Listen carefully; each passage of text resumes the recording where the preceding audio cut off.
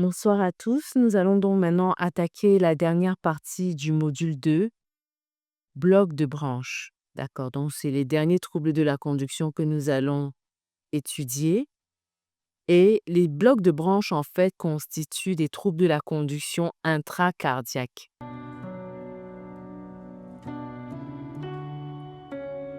Il s'agit en fait de retard d'activation d'un des ventricules par rapport à l'autre. Je vous avais expliqué que l'influx, en fait, va naître au niveau du nœud sinusal.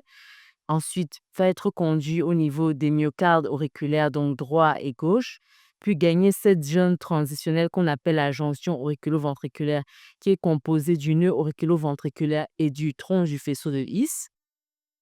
Ce faisceau de His va se diviser en deux branches droite et gauche, qui seront elles aussi activées et permettront ainsi la dépolarisation et la contraction concomitante simultanée des deux ventricules. Le seul livre existant qui vous parle de la prise en charge de l'hypertension artérielle sur le sujet noir africain, selon les recommandations africaines et internationales. Des notions fondamentales aux avancées les plus récentes. 15 000 francs CFA en Afrique de l'Ouest et centrale, 30 € en Occident. Livraison rapide, disponible partout dans le monde en français et anglais. Indispensable pour les étudiants en médecine de la première à l'année de thèse. Médecin généraliste, résident en cardiologie, médecin du travail, infirmier. 7 bonus inédits. ECG, MAPA, nutrition africaine anti-HTA et autres surprises. Plus de 120 références bibliographiques. Faites la différence dans la vie de vos patients en leur proposant une prise en charge contextualisée à l'environnement africain. Commandez maintenant, soit en cliquant sur le lien en dessous de la vidéo ou en contactant directement sur WhatsApp le plus 237 695 91 45 11.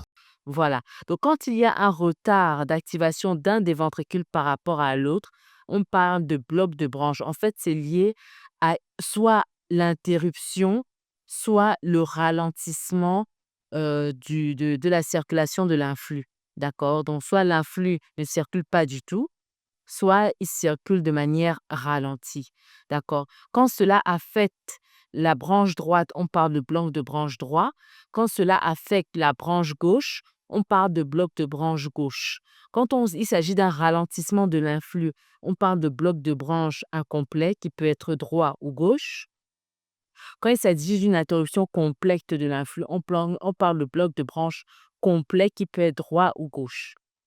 Maintenant, il faut savoir que la branche gauche, elle est constituée de deux faisceaux. Un faisceau dit postérieur et un faisceau dit antérieur. Voilà. De la même manière, s'il y a un retard entre les deux faisceaux, par exemple, s'il y a un blocage au niveau du faisceau droit, du faisceau postérieur, on parlera demi-bloc postérieur. Et s'il y a un blocage au niveau du faisceau antérieur, on parlera demi-bloc antérieur. D'accord? Et tout cela sont des sous-entités du bloc de branche gauche. J'espère que c'est simple à comprendre. N'hésitez pas à redérouler la vidéo si vous n'avez pas bien compris. Alors, pour parler de bloc de branche ou encore de bloc intraventriculaire, il faut qu'il y ait un rythme supraventriculaire. Supraventriculaire, c'est-à-dire pas au-dessus du ventricule. Soit ce rythme-là est commandé par le nœud sinusal, c'est-à-dire le rythme sinusal, soit ce rythme est commandé par le myocarde auriculaire, rythme auriculaire, soit ce rythme-là est commandé par la jonction, c'est-à-dire nœud auriculo-ventriculaire et tronc de faisceau de His. On parle donc de rythme jonctionnaire. Dans tous les cas, l'intervalle PR aussi doit être supérieur ou égal à 12 centièmes de seconde. Donc, il faut que ces conditions-là soient réunies pour qu'on puisse même poser le diagnostic de bloc de branche s'il y a lieu. Vous voyez très bien que si le rythme naît du ventricule, s'il s'agit d'un rythme ventriculaire, on ne peut pas parler de bloc de branche. Alors, nous allons maintenant entrer dans les détails, notamment les critères électrocardiographiques. Le bloc de branche droit, d'accord, complet, correspond, comme on l'a vu, à une interruption complète de la conduction de l'influx au niveau de la branche droite du faisceau de His. Donc, première condition, on l'a vu, il faut que le rythme soit supraventriculaire. Deuxièmement, il faut que le QRS soit large. Donc, large, c'est-à-dire supérieur ou égal à 12 centièmes de seconde. D'accord? Initialement, un QRS normal est dit fin.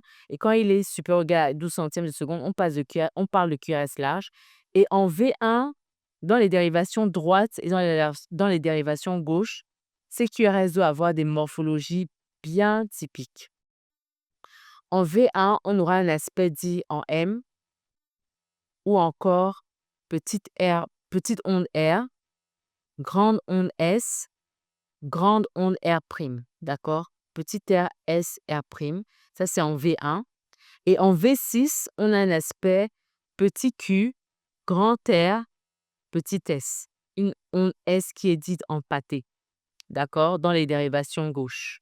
Voilà, donc c'est l'aspect que l'on doit avoir typiquement dans le bloc de branche droit complet. Le bloc de branche droit incomplet, lui qui correspond à un ralentissement plutôt de l'influx de la conduction, se distinguera seulement par le QRS qui sera fin, qui sera normal. Voilà, sinon l'aspect sera le même, seulement le QRS sera fin. Voilà, donc ce sont les deux caractéristiques qui différencient le bloc de branche droit qui soit complet ou incomplet. C'est le QRS qui fera toute la différence entre les deux.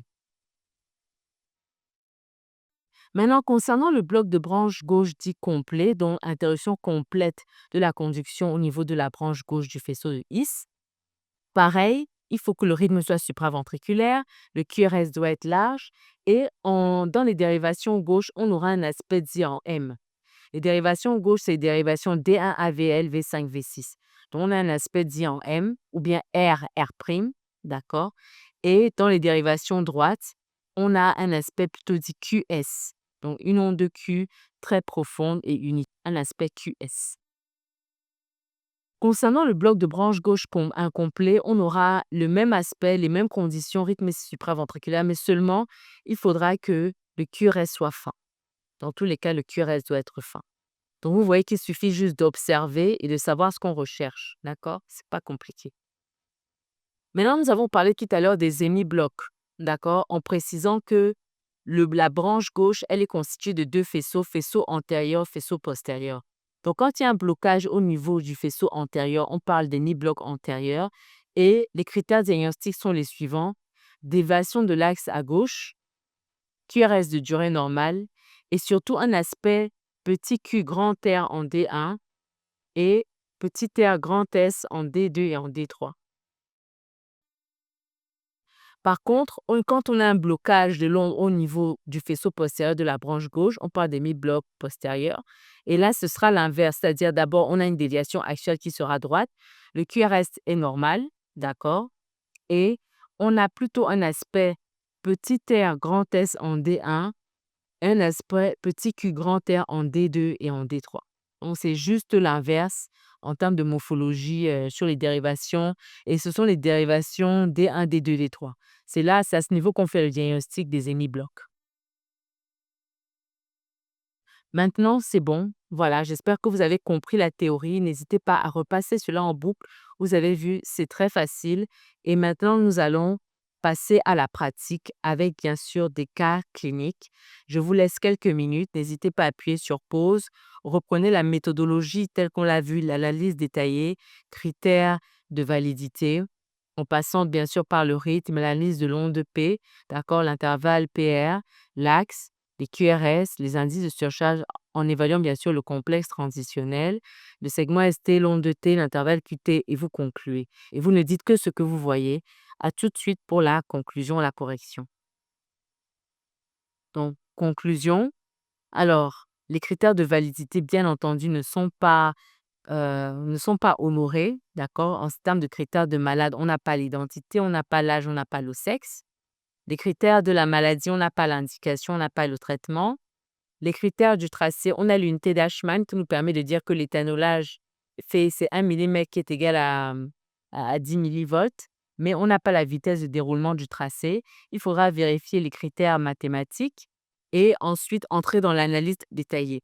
Maintenant, en termes du diagnostic ici, en ce qui concerne le bloc de branche, vous avez d'abord, si on regarde l'aspect, d'accord, on a un aspect R', n'est-ce pas, en V5, V6, d'accord, ainsi que dans les dérivations droite D1 AVL, avec un aspect QS, n'est-ce pas, en V1, V2. Nous sommes bel et bien en face d'un bloc de branche gauche complet, parce que si on mesure la durée des QRS, on voit bien qu'ils sont larges et qu'ils sont même au-delà des 120, des 12 centièmes de seconde. C'est à peu près 16 centièmes de seconde. Deuxième électrocardiogramme. Ici, pareil, prenez le temps de faire votre analyse complète et permettez-moi donc de corriger. N'hésitez pas à appuyer sur pause si vous voulez vraiment prendre ce temps-là. Alors, correction. Là, le diagnostic effacé, on a un aspect R, S, R' en V1, V2, d'accord? Par contre, en V5, V6, on a un aspect grand R, petit s. Donc, cela est typique du bloc de branche droit complet.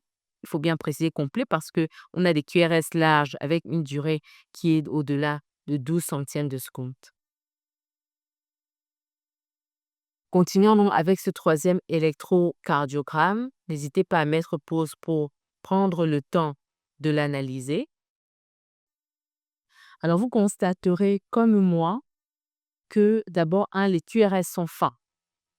Donc ça, c'est la première chose.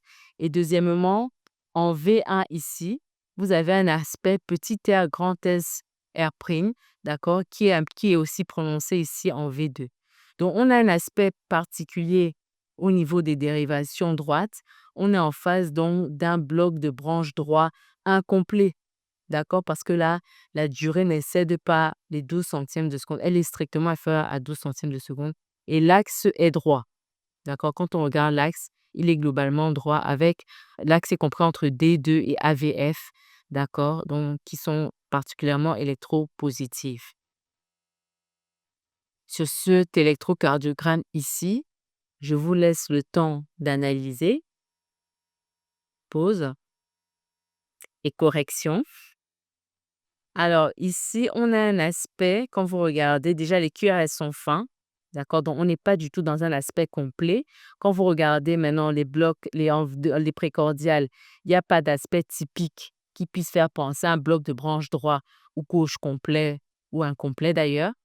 Mais par contre ici, vous allez voir que D1 est positif, AVF est négatif, on est dans un axe gauche, déviation axiale gauche, QRS fin, et quand vous regardez attentivement D1 et AVL, vous avez un aspect petit q grand R, ici aussi petit q grand R, et en D2, D3, vous avez un aspect petit r grand S. Petit r grand S, on est en face de ce qu'on appelle un hémibloc antérieur. Voilà, ce sera tout. Voici le module 2 qui est clôturé. N'hésitez pas à repasser en boucle. Prenez des électrocardiogrammes pour vous entraîner. C'est la seule manière de maîtriser. Là, vous êtes à la phase d'apprentissage, mais la phase de maîtrise implique de l'entraînement. Et on se dit au prochain module, module 3 sur les troubles du rythme.